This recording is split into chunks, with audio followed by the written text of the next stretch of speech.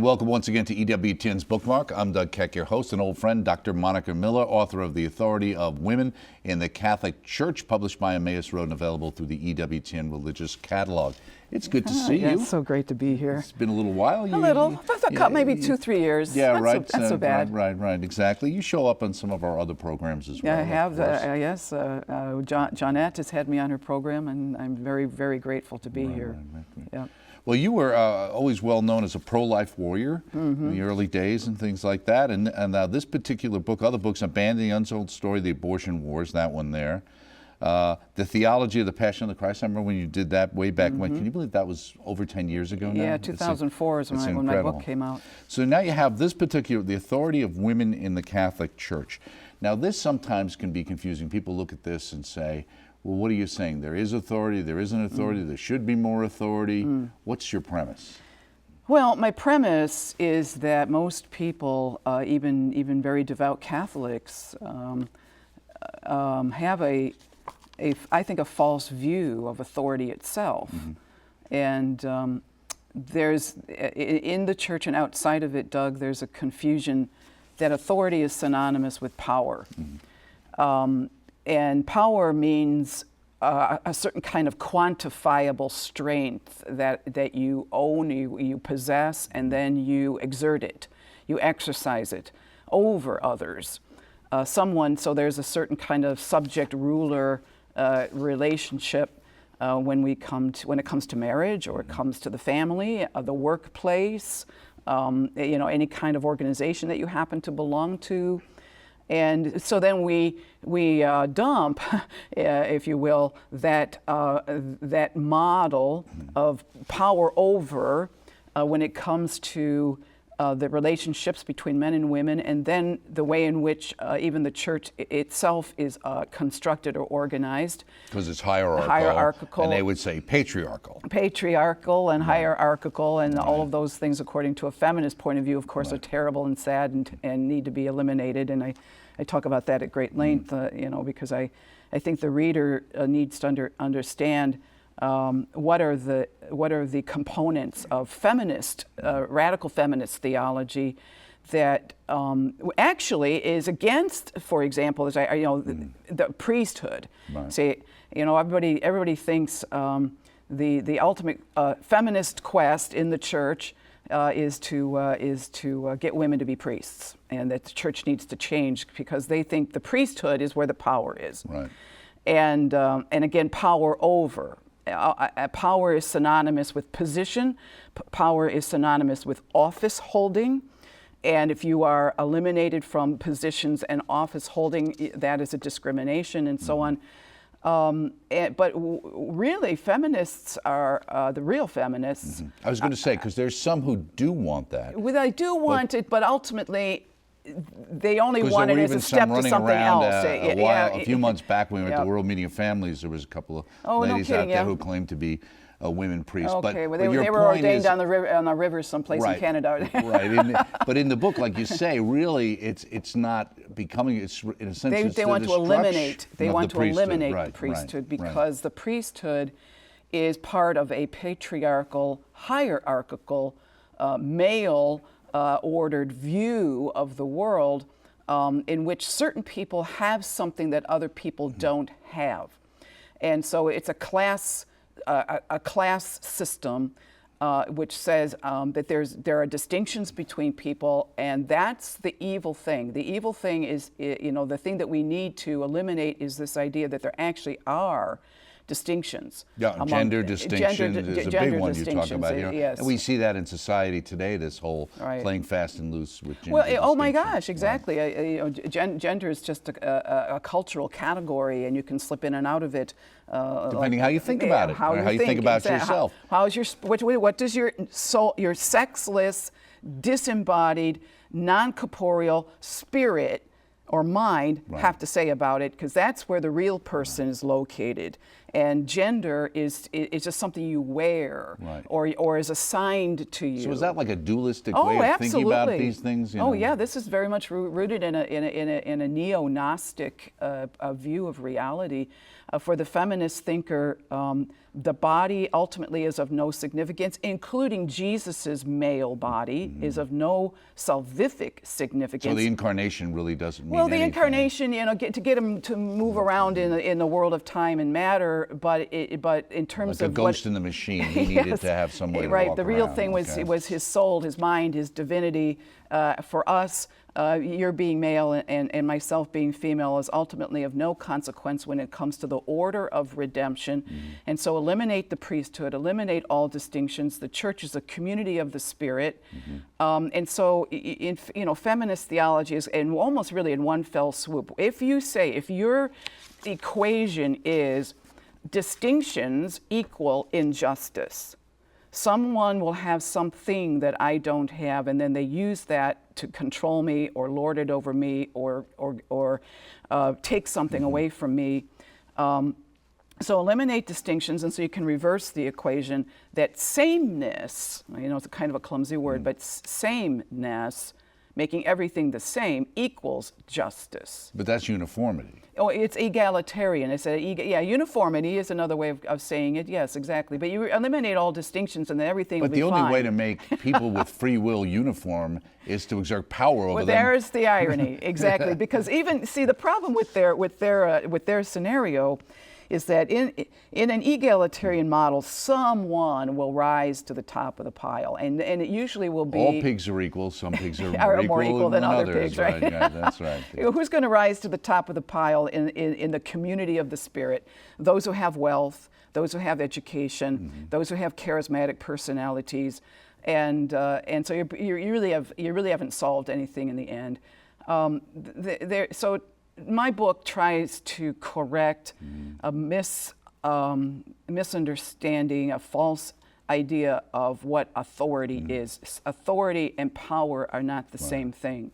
Well, Peter Crave says this book is not what you expect. It's not what you've read before. What do you think he meant by that? Well, I think that, and by the way, I'm very grateful for Peter for giving me that endorsement for my book. I think what he means is that you're going to find in this book a new understanding of what is the covenant of the church, and what then if and see, this is the thing we got to deal with, and unfortunately, the radical feminist faction still has a very big problem dealing with it, as if it never happened or it doesn't make any difference. Back in 1994, St. Pope John Paul II issued an apostolic exhortation that we cannot ordain women, okay? And only men can be ordained. And our President Holy Father, apparently in a conversation when he was returning from the States, seemed to reinforce that statement. Absolutely, right? He did. Yeah, and in fact, he really provides expresses the theology of my book, which is really kind of nice. It's nice to see that. But sometimes people wonder, well, that's good, and you said it on a plane, but why don't you say it when you were here?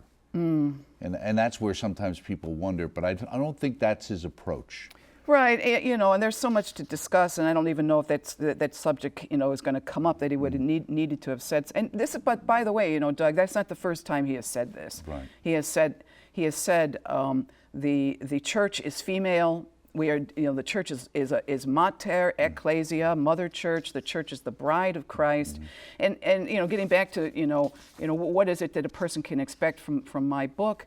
If women cannot be priests, and priests have a certain kind of male authority that images Christ to the church, and if Christ's and I think this is really where you're going to fall either on one side or the other side of this issue.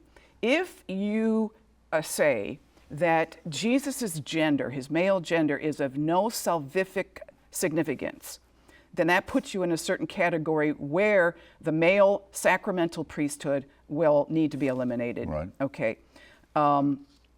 Or if you say, well, I just can't imagine it was an arbitrary choice of, that God would flip a coin, came out heads, male, or whatever, and so I'll be incarnated as a guy, but it doesn't really matter. If you say, I can't believe that Christ's male gender doesn't have any redemptive value vis-a-vis his salvific actions and the founding of the church, that puts you in a whole. Then you have to. My book is trying to explain that theology, and so if we're dealing with a covenant of redemption, my basic argument, Doug, is that put it italicized, underlined, right? The covenant of redemption is maritally structured. It's intended by God to be a marriage. It is a marriage. God is wedded to his people. The primary reality of the covenant is nuptial. And then that opens up a whole lot of categories regarding freedom, responsibility. What is the meaning of male and female sexuality from the beginning of the creation of the world? Well, I like how you use covenant because you have got Scott Hahn, who uses covenant all the time. Yes. He wrote the foreword. Now, the one thing, and he talks about different things that you talk about in the book, he also said, I've known Dr. Miller for most of my adult life. We have not always agreed with one another, but I have always had profound respect for her courage and willingness to take conversation to the streets, to invite reflection and discussion.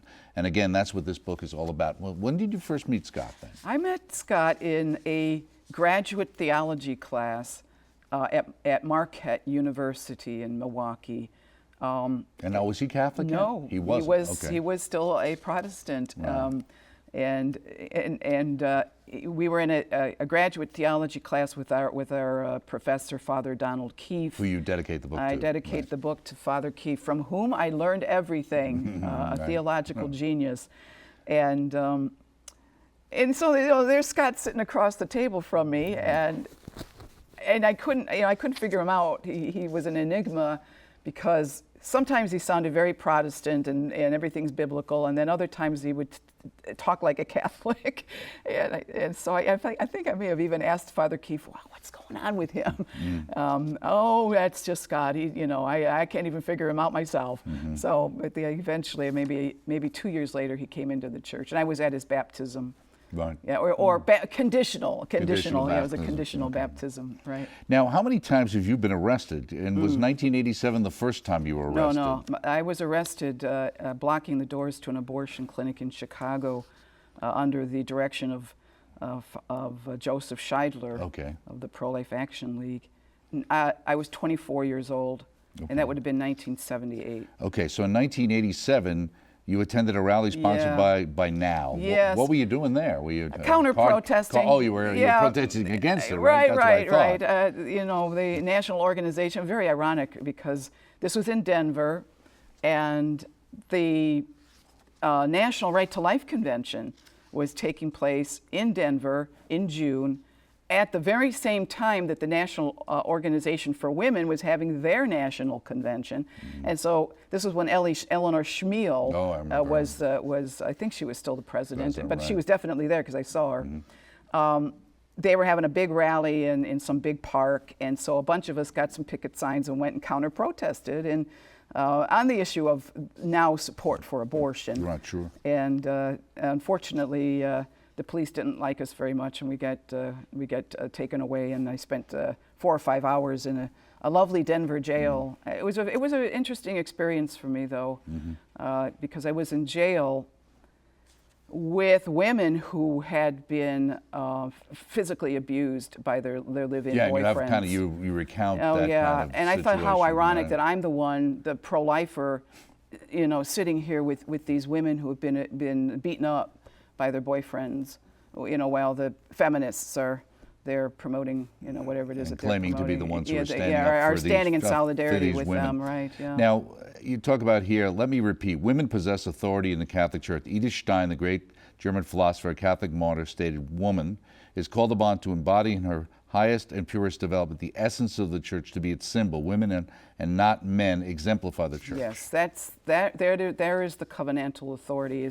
In what way? That is a very powerful quote from Saint Edith Stein. Also known as Saint Saint Benedicta of the Cross. We have to right. say that so we don't have people writing us in. We do know that's who she is. Yes, right. Well, you see Karo Ratiwa, Right, you know right, what we're I know talking people, about. But right.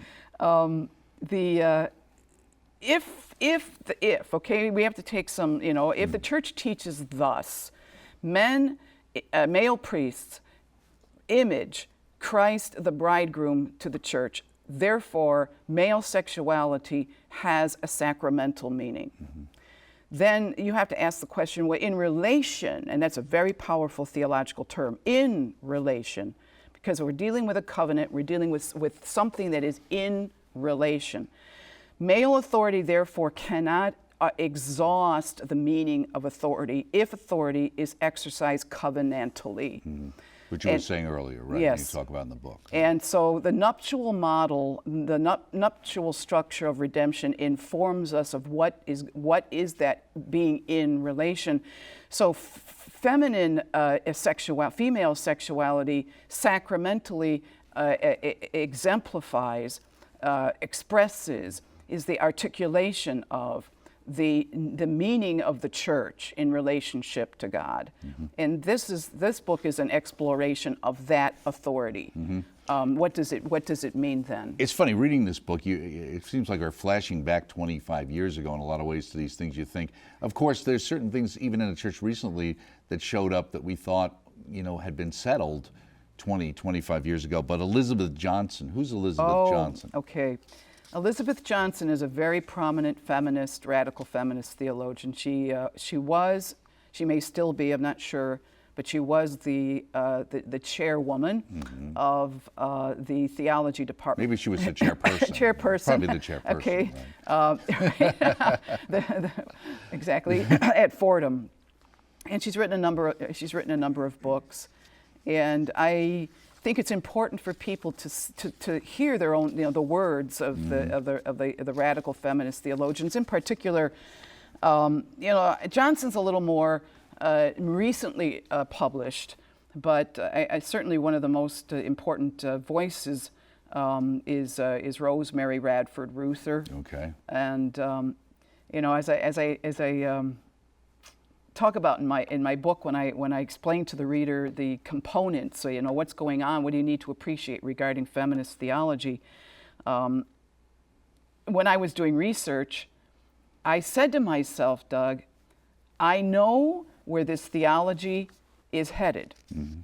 Will Rosemary Radford Ruether, because she wants to to be recognized as still within the Christian tradition, I don't think she's going to fall off the cliff. She's not going to go all the way to where her neo-Gnostic, when all is said and done, view.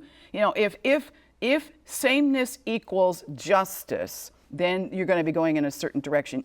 I said you're going to have to erase a distinction between God and the world. You're going to have to erase a distinction between divinity and matter. And I couldn't believe it. That's exactly where she went. Feminist authors have a tendency to degrade not only the divinity of Christ, but his special, unique role as Redeemer of the world. The egalitarian model of justice demands that even Christ be more or less just one person among us. Yeah, and that's what you're saying, yes. Right? The divinity of Christ is denied. It could be denied, but certainly not emphasized. Because what's going on? For them, if Jesus, as the Christian religion teaches, that the Christian religion insists that Jesus is the way, the truth, the life, that redemption is in his particular, unique, salvific actions that nobody else could have done, then he has something that the rest of us don't have. And that destroys that militates against egalitarianism, which is what you were saying. Right, that's here. the prime value, and everything else is shoved through that sieve of egalitarianism, even Jesus.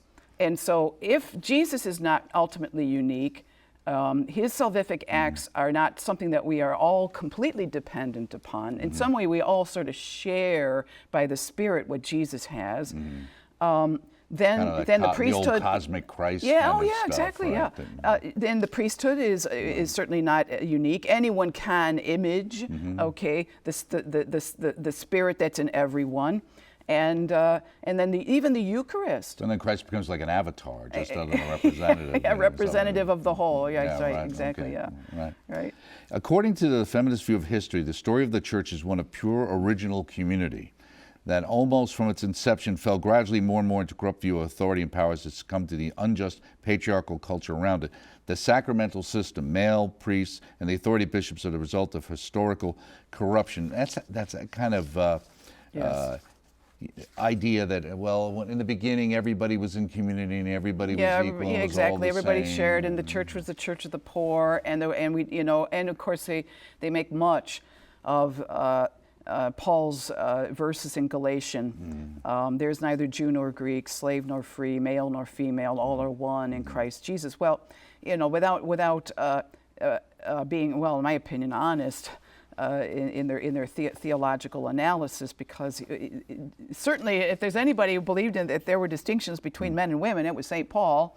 Yes. Number one. Well, they go after him elsewhere for other things he said. But Right? that's this is a baptismal doctrine that the church is truly a universal church, and that baptism is open to all, everybody, irrespective of class, gender, ethnic background, and so on. And that's the point that Paul was making there. You can't use it to say, well, ergo, there's no. We have to erase sexual differences for the sake of the church that Jesus wanted in the beginning. And as you say, then it's, by the way, it's kind of interesting.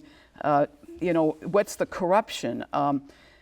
The feminist theologians will they're very warm, to what the Gnostic movement that was contemporary with the early church. You talk about Christomonism or whatever. Right. Because Gnosticism is a philosophy that says the body is of no significance. Right. And what we need to emphasize is the sexless, soulless spirit that is equal in everyone, and equal even with the deity, because you're going to be reabsorbed back to the one deity, and everything will literally be the same. And so that's where they say the church favored a particular view, condemned the Gnostics, and maybe that right there we need to go back and recover. See, those lost... Pantheism or something. Yeah, it's not, it's like that kind of thing. Now, why do you see John Wayne as, is he the image of the male hierarchy? I know you like movies. Is that why you brought up The Quiet Man from 1952? No, actually, I use it as a way to engage the reader in certain points that I want to make. And the Quiet Man shows us a model of marriage where he has to deal with, let's just say, the authority of his wife. Played by Maureen O'Hara. Yeah, played by Maureen O'Hara. And both of them were Catholic, actually. Well, John Wayne, at the end of his life, became a Catholic on his deathbed. God bless him. Right. Yes. So each chapter tries to bring the reader into a point having to do with marriage or human sexuality, or a perverse notion of that, to get into some of the discussion that we're going to have in the chapter. Well, it's interesting too, because in chapter 4 you talk about the authority of Mary. Yes. Now, most of the feminists would recoil because they would say, well, Mary is an invention of the patriarchal church. Right. They came up with this very docile person who passive, completely passive, and right. she's only respected because she could she had a child, right? Oh my gosh. Well, sometimes you're never going to be able to offer an argument that will please those who just don't want to be pleased. Mary's authority is a life-giving authority, and she is the proto-church. She is the model upon which the church itself is based, and what we miss is, when we say, well, motherhood, it's all about motherhood, Mary, mother of God, and so on.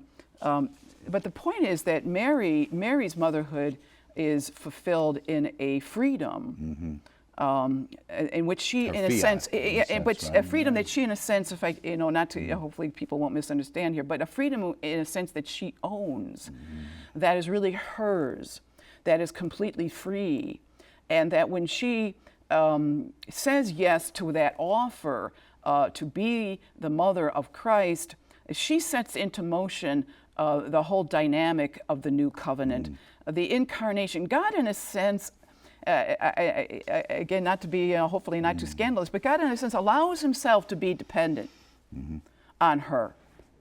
And there, right there, we see that God, and I think it's in God. I think the Trinity, it's already in the Trinity, where you're dealing with a God who is not shut up in himself. He's not that radical singular thing that erases all difference and absorbs everything that's outside of himself. And now we have a perfect order, without distinction, without differentiation. God actually honors something that's outside of himself, but yet is in relation to himself, and it actually can answer back in a free yes to him. And that's the feminine authority that we want to probe, we want to understand. Well, working here at EWTN, we have no problem understanding the concept of feminine authority. We all work for Mother Angelica, so we all learned exactly all about feminine authority. Well, thank you so much for writing this book. It's always a pleasure to see you. It's my honor to be here. Great to be with you. And the book is The Authority of Women in the Church. As a hardcover and a softcover edition by our good friend Dr. Monica Miller, published by Mace Road, available, of course, through EWTNRC.com. Check it out. Check us out next time right here on EWTN's Bookmark.